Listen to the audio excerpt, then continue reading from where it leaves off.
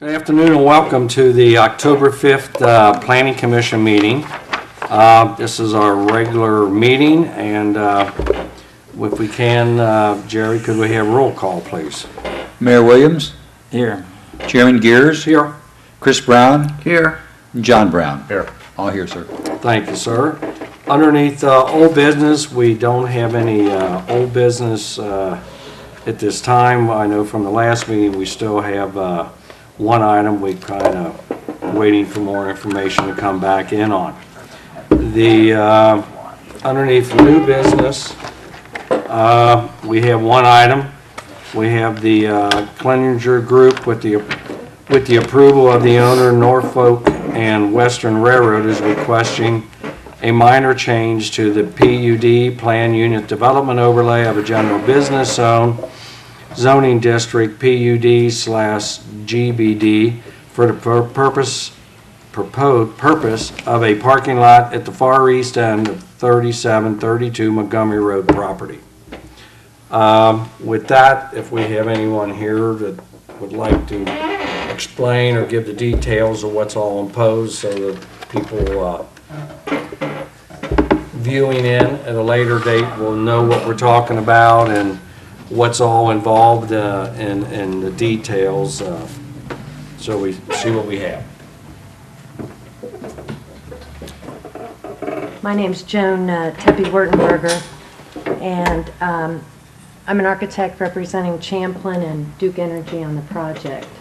So we've met a number of times to work through the very interesting nuances of this property, in that the business that the parking lot will be supporting is actually across in Cincinnati. So the line between Norwood and Cincinnati basically bifurcates what we would like as what the code refers to as that accessory use. So we have Duke Energy in a building which faces Dana, and you see that in this outline. This is what will be the proposed bike path, and here's the parking lot that's being proposed, and Adam's going to explain a little more about that. But the interesting piece of this is that this parking lot is really a temporary lot for Duke Energy. Eventually, our master plan is to have a parking garage constructed on their Dana site. So the temporary use for the parking would be 250 personal passenger vehicles. There's no intention to put any Duke trucks on the lot. And to share the lot would be School Outfitters. They have a need for some parking, and their building, I think you're all familiar with where that's located, is in this footprint. Right. So in a gesture to make it a win-win situation for the neighbors, School Outfitters is, I think, and Betsy Nair can speak to this, and she's here representing them today. They're thrilled to have a few more parking places to get those cars off the street. And Duke is happy that they'll have a parking area while the work is going on to renovate and basically put a few more people into that building. All right. My name is Adam Berner, and I'm with the Kleinger's Group. We're working with Joan here on the civil site design of the parking lot here. I wanted to run through a little bit of some of the technical information. What you see up there and what you see up here should match the plans that were submitted into each one of you several weeks ago. Two areas you see there that I've kind of outlined these with a highlighter there. The big lot on the left, as Joan mentioned, that would be for the Duke Energy employees. A smaller parking lot on the right-hand side of the sheet there, that would be for the School Outfitters employees there. There's 184 total spaces shown within the Duke parking lot and 42 total spaces shown within the School Outfitters lot. The area I've outlined in blue between the two of those, that would be where the stormwater detention, that'd be surface detention, would be located for this development here. There's one entrance into each parking lot. The Duke lot would be served from Lexington Avenue, and the School Outfitters lot would be served from Region Avenue. In terms of setbacks, both parking lots are shown to be set back 10 feet from the right-of-way along Lexington Avenue. And in terms of landscaping, we're showing perimeter, the plans that you received there show perimeter landscaping along the west, north, and east sides of the lots, and the perimeter plantings are per City of Norwood zoning requirements, which is 1 shrub every 4 feet and one shade tree every 30 feet. The perimeter landscaping would be located just outside the perimeter fence around the parking lot there. The Duke Energy parking lot would have a perimeter chain link fence around it and motorized sliding gate at the entrance from Lexington Avenue there. The fence would be 7 feet tall and would have 3 strands of barbed wire at the top. The school outfitters lot would not be fenced or gated. In terms of lighting, there would be 10 proposed light poles added to the Duke Energy lot and 3 proposed light poles for the school outfitters lot, and those would be on 20-foot tall poles. And our lighting calculations show there's 0 foot candles from the new light poles at the right-of-way along on the north side of Lexington Avenue at the front of those residences there. As part of our work, we did do a traffic study to look at what the impact of this would have on the 3 intersections along Montgomery Road. The 3 intersections we looked at were Montgomery and Dana, Montgomery and Lexington, and Montgomery and Clinay. And back in the spring, during the peak morning and AM and PM rush hours, we obtained traffic data at each one of those intersections there. And our analysis assumed the following trips would be generated from this development here. And this was based on 250 Duke employees, which actually is less than what ends up being based on 182 spaces. But our analysis assumed 200 employee arrivals in the morning during rush hour and 100 departures. And then in the afternoon, we flipped that around there, 100 employee arrivals during PM peak rush hour, then 200 departures. The results of the analysis showed that all 3 study intersections operate effectively during the AM hour under proposed conditions. During the PM peak hour, all were effective as well, were effective except for one direction. That would be the westbound traffic coming from Lexington Avenue onto Montgomery Road, which could be expected to a certain extent just based on the amount of employees who may want to make a left turn from Lexington onto Montgomery Road. We did look again with Clinay being the one street to the north there, with that being signalized at Montgomery. As part of analysis, we did look in, and if some drivers divert up the way just to get it to the signalized intersection, and I think as part of that, we added 1 additional second of green light time at the intersection for Clinay. That would allow all 3 intersections to operate effectively with an effective level of service there. We do have 3 minor plan changes that we would like you to consider, along with this approval from what was submitted on here, what you have in front of you there. Those 3 changes include waiving the requirement for landscaping along the west side of the property. And that would be this area over here. Our reason for that is, this property on the west side is heavily wooded through there. Our feelings are that the landscape there is not going to be visible from the street there. So that would be one request. The second one, which would be, we've got the chain link fencing in the plans that we submitted in, what's called a 6 feet tall and 7 feet tall. We'd like to confirm that would be 7 feet tall with 3 strands of barbed wire on the top. And then what I had highlighted in green on this sheet up here, that is the perimeter fence as shown on the plans.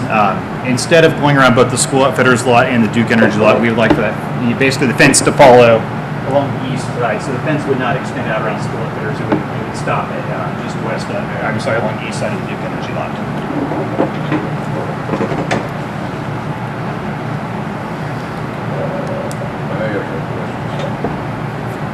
Is that? Yes. Go ahead.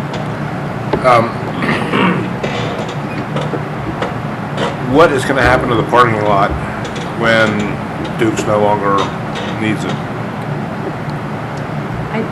It's our understanding that it's going to be 2 years before the garage would be finished. And after that, the lot will be available, and potentially, Betsy can answer whether she would want to park in it or not, whether the city. We also have with us Fred Trammell representing Duke Energy. I don't believe that they have really an intention to extend the lease with the railroad. I think they have a first right for a few more years. So if it takes a 3-year period versus 2 years to do the garage, be 3 years of the lot. Is this any way gonna impact the Wasson Way project that is going through there? No, and Duke has already, their government affairs has the right to cross over the bike path. And honestly, the city was kind of excited that it might be an asset for the bike path. If somebody wanted to park there and use the trail. That's the point. The city. You mean the city of Norwood? I'm sorry, yeah, it was part of the meeting where government affairs had with City of Cincinnati, because part of the issue is exiting this lot, walking across what is the bike path, Wait a minute, or will be the bike path. So the city of Norwood was enthused about it? No, the City of Cincinnati, I would be too if I was them. yeah, I can imagine. I can see they would be. But we're not enthused about it. They're enthused about it. Uh-huh. But Are I'm you not using enthused about it. No, not for parking. Of course not. See, the bike path will be delayed, I think, crossing over 71 because it's an expensive, very expensive venture to cross 71 with that bike path. That will be delayed till 18, I believe, before the finances are available. And see, I believe that we put a PUD over that area down there. We did. And we did that to protect the best interests of the city of Norwood. So what we look at is what's best for the city of Norwood. We like to be friends with our neighbors, but our first responsibility is the city of Norwood, and we would like to really help out school outfitters because they've been great. But we have to look long-term. If I understood right, Duke is going to just temporarily lease it for 2 to 3 years? Is that what? And we have the lease agreement, Okay, an example well- of it with us. And how does that affect school outfitters as far as, is that all their lease is 2 to 3 years, or? Sure, that's fine. Betsy, I'm assuming, I hate to assume, but you're subleasing it from Duke? We are subleasing, that's correct. And so, yes, one of the things that we had hoped, frankly, was that using their leverage, we could get some additional time on that lease, but as you know, the railroad is a little difficult with that. I understand. The extensions of those leases, so. Long do we know that? Yes. Ah, yeah. So yes, our lease matches their terms. So when Duke, I mean, I've just asked him, so basically when the lease is up with Duke, 2 or 3 years, Right. then I assume then it all goes back to the railroad. That's what the terms say. That's what the terms say. No, I'm asking so we know, because, you know, as the mayor said, we definitely want to help out school outfitters, but, well, I would say we're doing it for a 2 or 3 year, sad to say. Oh, sure. Please? Oh, yes, no, I understand. I mean, as a reality right now, it's just a Right. 2 or 3 year ordeal, and as you can tell by the great shape that property and the lot is, the railroad makes every bit of an effort to come in and clean it up and maintain it for us. So, you know, our concern would be after that time. So, I mean, with that, because I know originally I heard they were looking at a 15-year lease. And so that's the first I heard, it's only a 2 to 3 year lease right now. So, I mean, as far as myself, my main concern was, you know, school outfitters would be tied in for hopefully 15 years, but that after 15 years, and after the 2 or 3 years that Duke would use the lot, they intend, or what they were gonna do with it, but that they weren't gonna sublease it to Tom, Dick, and Harry, and we have a storage lot facility there. But what I'm hearing is that it's just a 2 or 3 year lease, and after that, everything goes away. Is that? Except that the parking remains. I mean, The parking, the improvement remains. Well, right, There was right. no terms in their lease agreement that said they had to remove anything. Well, I understand. So the improvements would stay. Well, Right. 4 inches of blacktop and a few lights is not, I would say, a major improvement.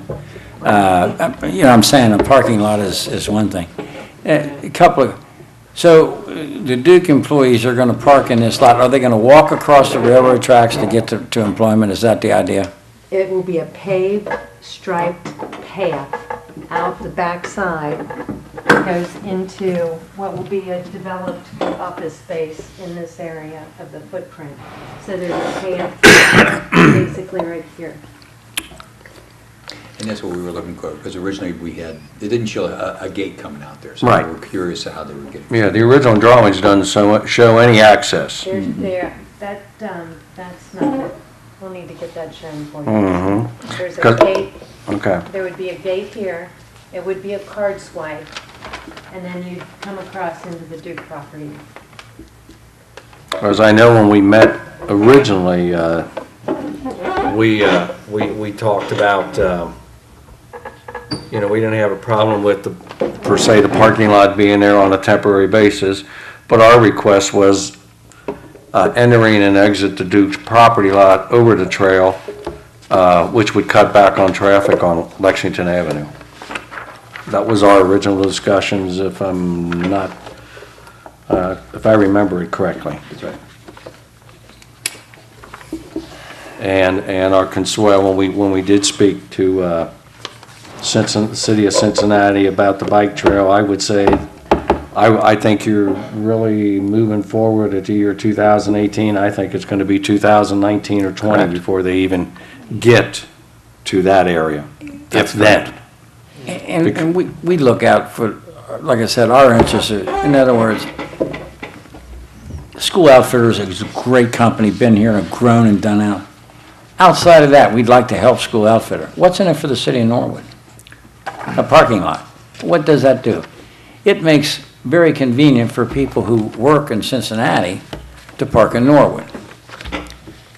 That's neighborly, except we still, like I said, we have a PUD over it, and we've done all that action when Chris was all there. We took all that action knowing that someday down the road, the railroad would maybe one of these days, make a decision. In our lifetime. Yeah, make a decision, and our close personal friend Solomon Jackson. Yeah. He gives you a definite maybe. And maybe they would make a decision instead of leveraging everything. And so they finally make the decision, and it doesn't, a small portion of the thing helps our business. But the large portion of it is up for bid, and it's a parking for what? That really is the issue. Now, would it help, would Cincinnati and the railroad get along? Well, sure they would, because Cincinnati owns a railroad. And if Norfolk Southern runs over their tracks, it's very friendly of them to work with Norfolk Southern, who's running over their own railroad tracks, to make a deal. Who gets short end on the stick? To Norwood. I hope I'm not being disruptive, but that's the way it works, the way I see it. If I'm wrong, I'd appreciate it if somebody would help me out. I was, excuse me, I'm just, do you have any questions, Jerry? I have several questions, but I will let you, if you want to go speak. I'll just do one more, I promise.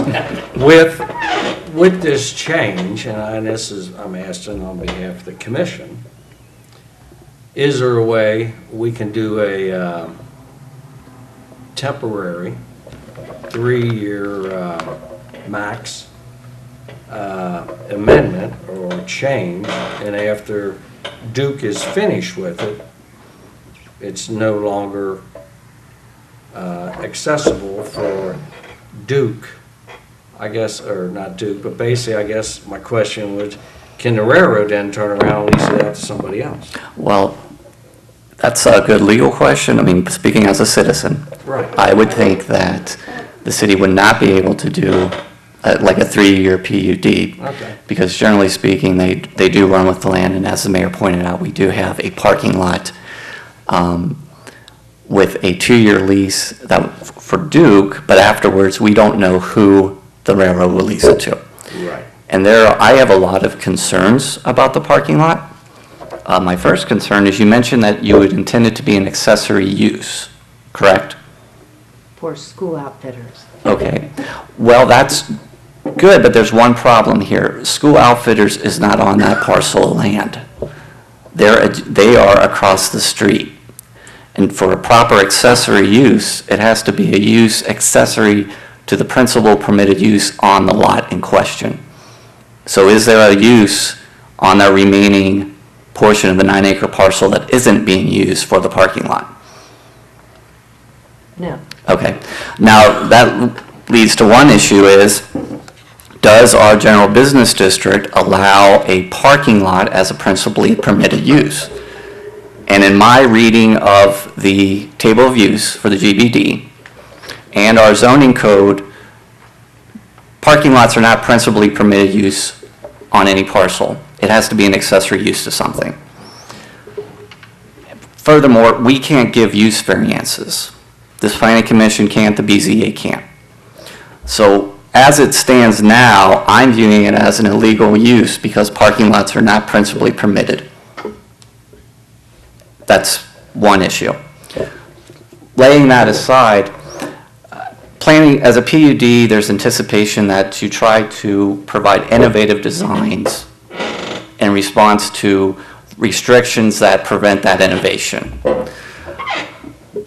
You mentioned that the exterior landscaping complies with our code, but in looking at section 1153.17, which is screening and landscapings, it states that parking areas for 5 or more vehicles shall be screened from all adjacent public right-of-ways by the following: a 4-foot-high solid masonry or stone wall, or a 4-foot-high decorative metal tube or solid metal fence. We don't allow chain link fences in the front yard. If without a PUD, this would have had to become for a variance, because we don't allow chain link, we don't allow barbed wire.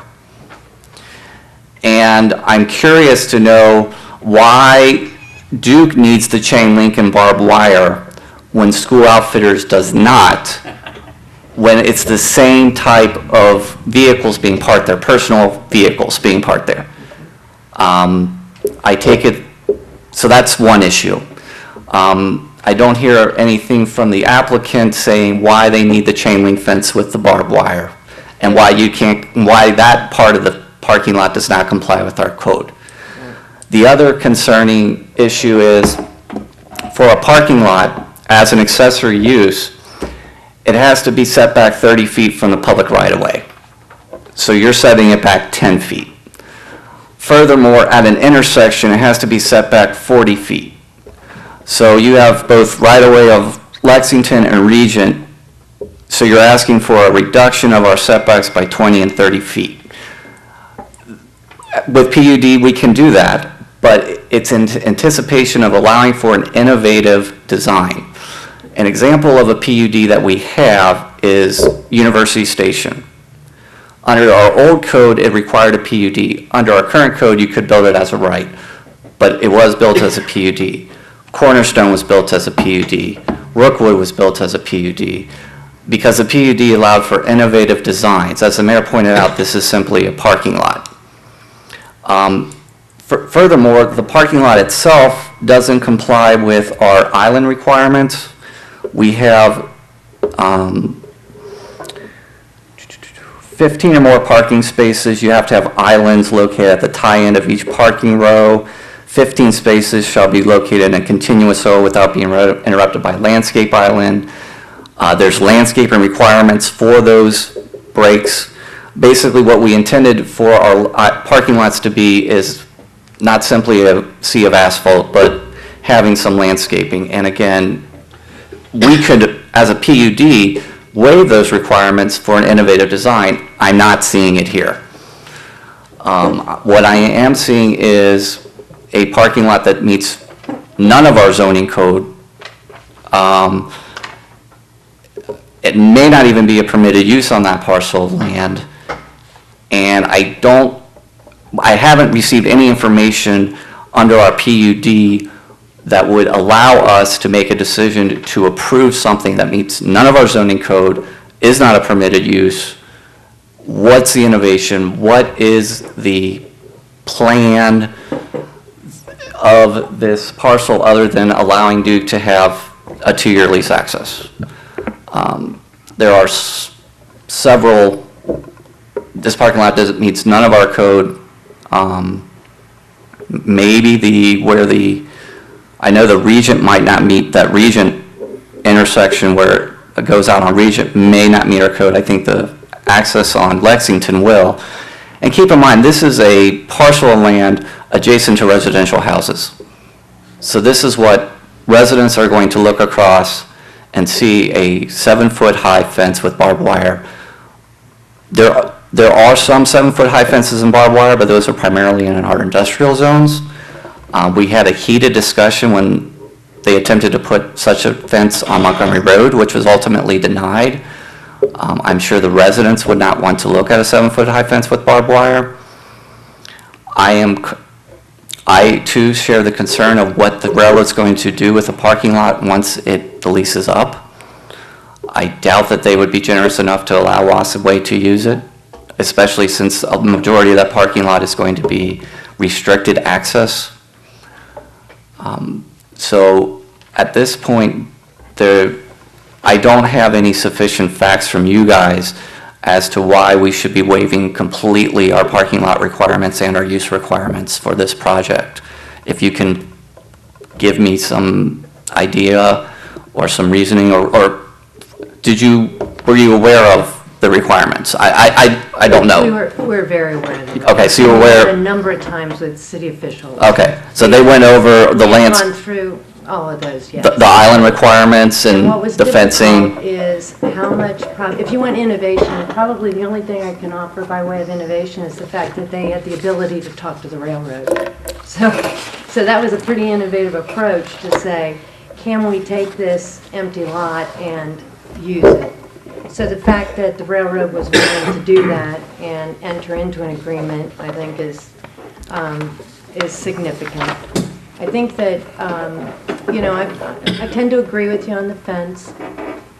It's a standard, and I think that Duke uses that standard and feels that it's an application that can go everywhere, and as their consultant, we have to Right. approach it that way. Well, the city of Norwood has upped its standards, so we're asking Duke to up I theirs. grew up in Norwood, so I love Norwood. I know who you are.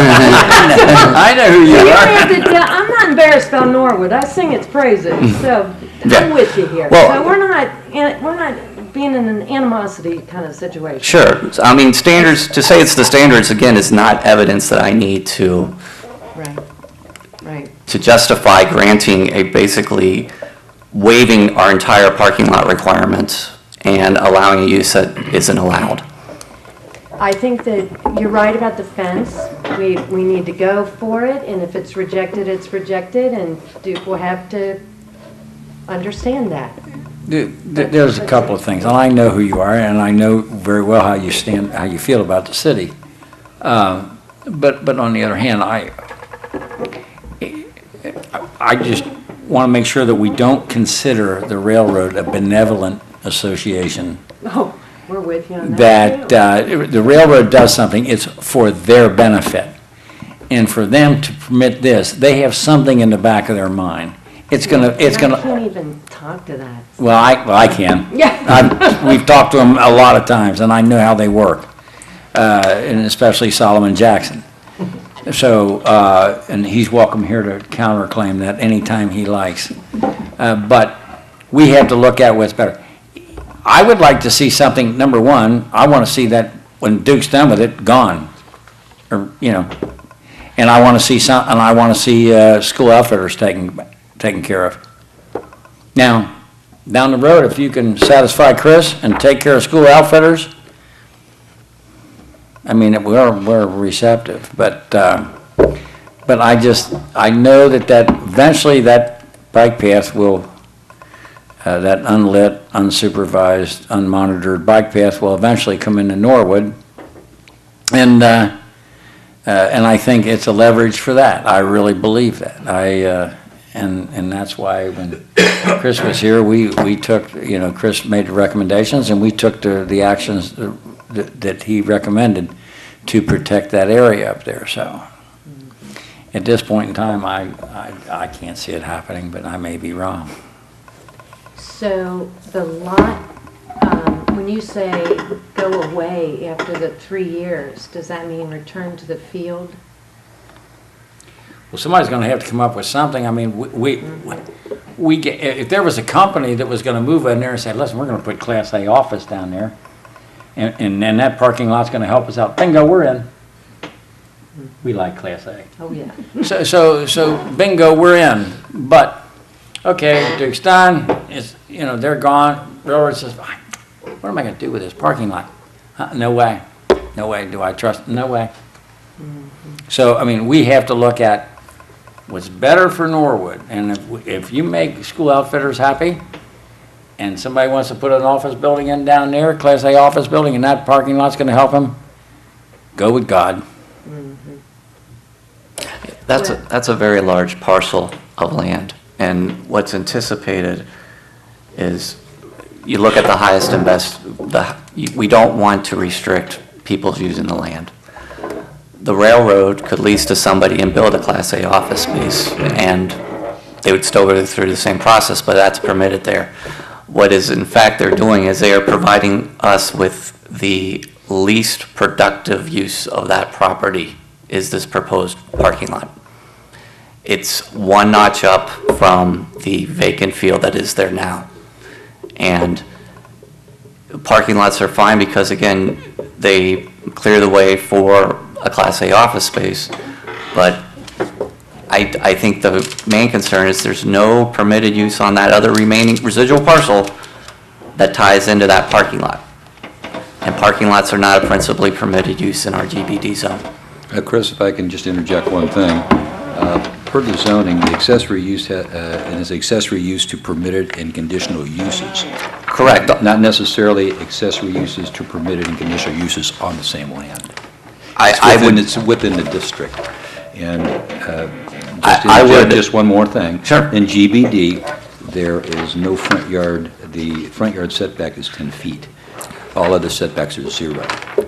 And this is a PUD, so the ability to the planning commission to reduce those down. Again, you have to have a plan acceptable to the commission, but those setbacks are allowed to be reduced. That is correct. I agree with you that, and I was explaining to the applicant, we can reduce them for innovative designs, and this is not. Yes. But I just want to make sure that everybody is understanding that the accessory doesn't have to be an accessory to the use that's on that particular lot. It states the following: it's an accessory to uses permitted and conditional uses within the district, not on the same land. I disagree with that interpretation, but you are the building commissioner, but that is, I'm just reading what it states. I understand.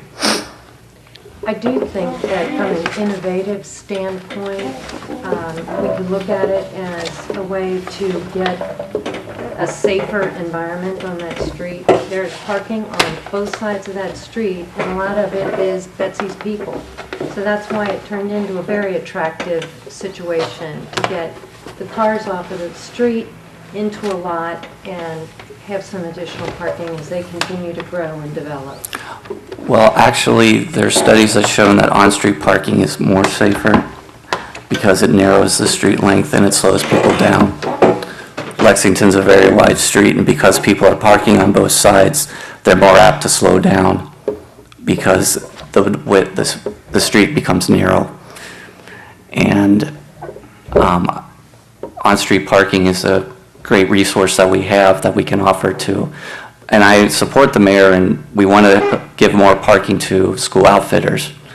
But again, there's nothing about this parking lot that complies with our code. And as Jerry's correct, we can waive those requirements, but this is a PUD. There's an expectation of a higher, basically a PUD is put in place because it allows for excellent projects which otherwise would have not met the code to be permitted. This project does not do that. Can I ask one more thing, just out of curiosity? So Duke is leasing this? Okay, so if Duke is leasing this, somebody can explain this to me. Okay, we want to secure the area where Duke employees are from, but we don't want to secure the area where...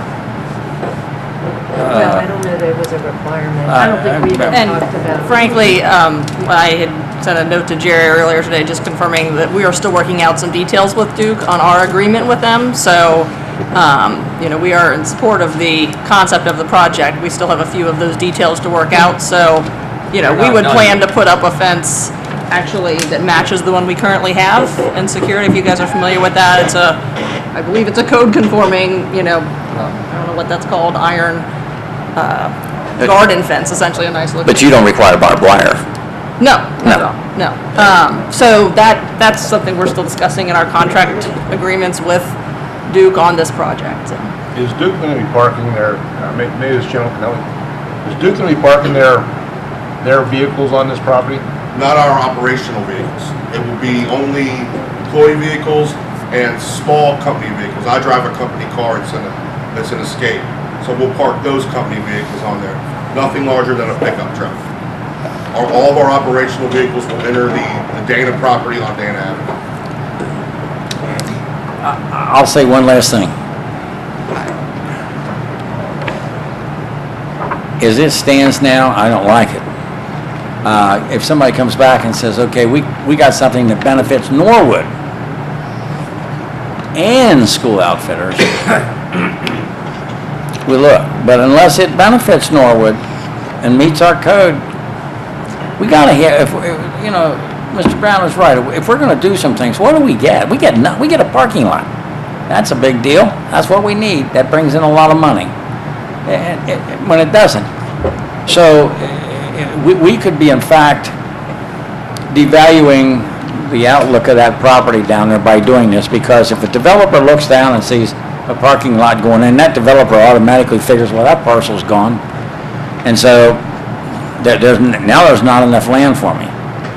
So once that developer sees that parking lot there, they figure it's gone forever. And I think that would lower the interest in it. So unless somebody comes back with something and says it benefits the city of Norwood and school outfitters, I can't support it. And I don't misunderstand me. You can't tell me, but on the development of the property, so on and so forth, does the railroad have any stake in that, or is it they're basically leaving it up, the improvements to the two leases? It's my understanding that the railroad is hands-off of all of it. Okay. I just thought I'd ask, so they have nothing to lose. That's my understanding. I've read it, yes. I just wanted to I'm ask. not a lawyer, but as I've read it, that's what it says. Okay. To the best of my recollection. With respect to the additional traffic that's being put on Lexington, how many trips are there now? Do you know? AM or PM? Let's start with AM. Do you know current AM traffic? You have a copy of this? I do. Okay. Can you just direct me to the page? While you're looking, I will tell you, a number of our employees actually do turn right and go out. They don't try to cut across Lexington to turn left. Right. That's just a matter of practicality. Their assumption on that was probably valid. And for the record, it's Clenny. Oh, to save your kids that. I believe this is turning movements. What page is Counts. this?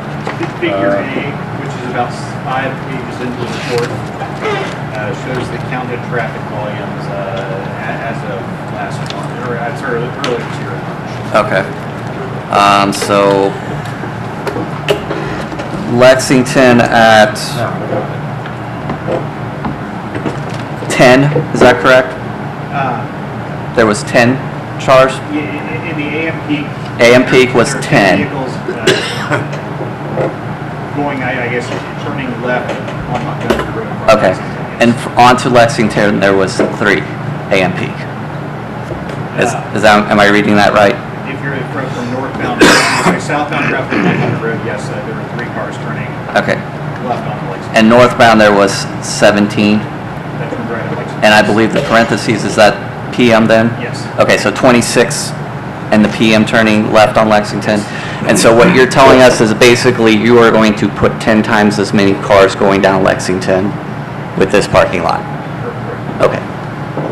So a residential street which has 10 cars going by now is going to have 200-plus cars going down because Duke needs parking for its facility on Dana in the city of Cincinnati.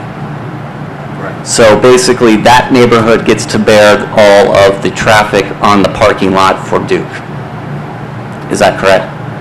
You can say, Yes. okay. Thank you.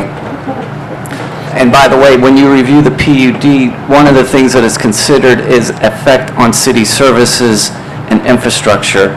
So you're giving us 10 times as much traffic on an existing street for a parking lot. So we have to take that into consideration as we review the PUD application. And I will just note, when you talk infrastructure, if anyone has driven down Lexington Avenue, I wouldn't be fair if I didn't say it's not one of our smoothest and newest streets, and the way things have been going, it most probably isn't going to be improved, and sad to say, in the very near future, so. My children will be happy to hear that. They'd like to go, when they drive down it, so. It's better than a speed hump. We call it traffic calming. Yes. Yeah, because as soon as we do put a new street in, the first call we get, everybody's speeding. Can't we put speed humps in? So we just have in-house built speed humps. Very green of you. Yeah, thank you. Any other questions or comments or concerns or? No? I would make a motion that this, how do I want to say it? Not be allowed. It just be denied. Okay. I'll second. All right. Any discussion? If not, do you mind calling the roll, Jerry? Chairman Gears, Yes. Mayor Williams, Yes. Chris Brown, The proposed design doesn't comply with any of our zoning code requirements for design-wise for parking lots. It's adding 200 additional traffic on a street that currently has 10. There's no way that the infrastructure currently in place can keep up with that demand. They have provided no innovation, no evidence supporting the application other than, well, we're working with the railroad. There's insufficient evidence. I vote yes. John Brown. Yes. Motion to deny passes. Any other comments or concerns? The only thing I will say, I would hope that's, you don't take it as any reflection against school outfitters. Because I know what did we do? Leased you a space down the street that was kind of too narrow anyway. So, I mean, we will work any way we can. I just, No, I as a comment. appreciate the council and the commission knows that parking is a challenge for school Yes. outfitters, but we'll work with us on, Okay. as we come up And with any- proposals. any to way work we with can it. help. So, Okay. Absolutely. I understand that. All right, we don't have any communications or anything miscellaneous. We don't have any absent members. Do I hear a motion to adjourn? So moved. All right, do I hear a second? Second. All right, Who's any discussion? No? Who's second? John. Would you mind calling the roll, please? Chairman Gears, Yes. Mayor Williams, Yes. John Brown, Yes. Chris Brown. Yes. Meeting adjourned.